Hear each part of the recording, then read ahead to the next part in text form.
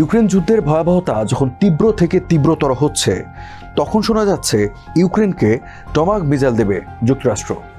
Washington যদি ইউক্রেনকে Tomahawk missile দেয় তবে কি যুদ্ধের চরিত্র আমূল বদলে যাবে? আর এর মাধ্যমেই কি শুরু হতে যাচ্ছে যুক্তরাষ্ট্র রাশিয়ার শত্রুতার নতুন অধ্যায়?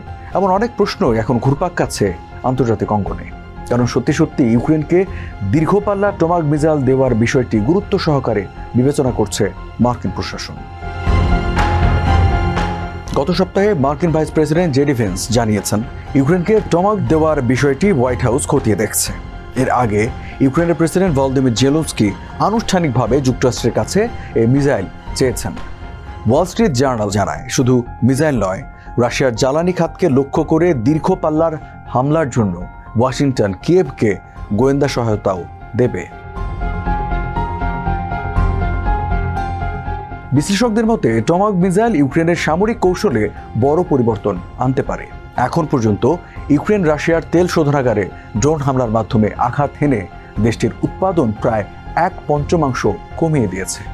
এতে মস্কোর বাজেট বড় চাপের মুখে পড়েছে, কারণ রাশিয়ার রাষ্ট্রীয় ব্যয়ের অর্ধেকের বেশি আসে তেল গ্যাস থেকে। কিন্তু ড্রোনের ক্ষমতা সীমিত। এর তুলনায় টমাহকের 1000 পাউন্ডের ওয়ারহেড অনেক বেশি বিধ্বংসী হবে। গেল আগস্টে ইউক্রেন নিজস্বভাবে টমাহকের মতো একটি মিসাইল তৈরি করেছে যার নাম ফ্লেমিঙ্গো। তবে এটি এখনও পরীক্ষাধীন এবং খুব কম সংখ্যায় তৈরি হয়েছে। তাই যুক্তরাষ্ট্রের টমাহক হাতে পেলে কিয়েভ আরও কার্যকরভাবে রাশিয়ার জ্বালানি অবকাঠামোতে টার্গেট করতে পারবে। যুক্তরাষ্ট্র কেন এই মিসাইল দিতে আগ্রহী? প্রতিরক্ষা বিশেষজ্ঞরা বলছেন টমাহক এমন এক অস্ত্র যা মার্কিন মজুদে প্রয়োজনের চেয়ে বেশি রয়েছে।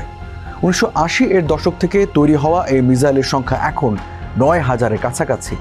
অনেকগুলো শিগগিরই অবসরে যাবে। ফলে পুরনো সংস্করণগুলো ইউক্রেনকে দিয়ে দেয়াই যুক্তরাষ্ট্রের জন্য যৌক্তিক হতে পারে। তবে সবকিছু এত সহজ নয়। প্রথম বাধা আসতে পারে যুক্তরাষ্ট্রের প্রতিরক্ষা দপ্তর থেকে। অনেক নীতি নির্ধারক যুক্তি দিচ্ছেন ভবিষ্যতে চীনের সঙ্গে সম্ভাব্য যুদ্ধে টমাহক গুরুত্বপূর্ণ ভূমিকা রাখবে, তাই একটিও নষ্ট করার সুযোগ নেই। গত জুলাই মার্কিন প্রতিরক্ষা দপ্তর অস্ত্র মজুদের হিসাব কষতে গিয়ে ইউক্রেনকে অস্ত্র সরবরাহ সাময়িকভাবে স্থগিতও করেছিল। আরেকটি বড় সমস্যা হলো টমাহকের উৎক্ষেপণ ব্যবস্থা। এটি মূলত জাহাজ থেকে নিক্ষেপ করা যায়। টমাহক নিক্ষেপ করা যায় ইউক্রেনের হাতে এমন কোনো প্ল্যাটফর্ম বর্তমানে নেই। রাশিয়া অবশ্য যুক্তরাষ্ট্রের এ পদক্ষেপকে সরাসরি উস্কানি হিসেবে দেখছে। প্রেসিডেন্ট ভ্লাদিমির পুতিন বৃহস্পতিবার বলেন এটি সম্পূর্ণ নতুন মাত্রার উস্কানি। বিশ্লেষকরা বলছেন যুদ্ধক্ষেত্রে ইতোমধ্যে ড্রোন দিয়ে রাশিয়ার ভেতরে আঘাত হানছে ইউক্রেন। টমাহক আসলে একই কাজ আরও দক্ষতার সঙ্গে করবে। এতে রাশিয়ার ক্ষোভ বাড়লেও যুদ্ধের ধরনে খুব বড় পরিবর্তন নাও আসতে পারে। সব মিলিয়ে মূল প্রশ্ন হলো ওয়াশিংটন কি সত্যিই ইউক্রেনকে টমাহক দেবে?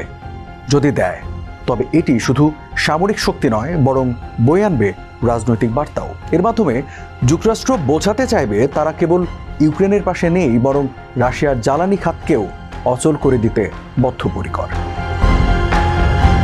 কিন্তু সিদ্ধান্তটা সহজ নয়। যুক্তরাষ্ট্রকে এখন একদিকে ইউক্রেনের যুদ্ধক্ষেত্রে সফলতা, অন্যদিকে চীনের সঙ্গে সম্ভাব্য সংঘাতের প্রস্তুতি, এই দুই বাস্তবতার মাঝে ভারসাম্য খুঁজতে হচ্ছে। তাই প্রশ্নের উত্তর এখনো ঝুলে আছে, ইউক্রেন কি সত্যিই টমাহক হাতে পাবে, নাকি বিষয়টি শুধু রাজনৈতিক বার্তাতেই সীমাবদ্ধ থাকবে?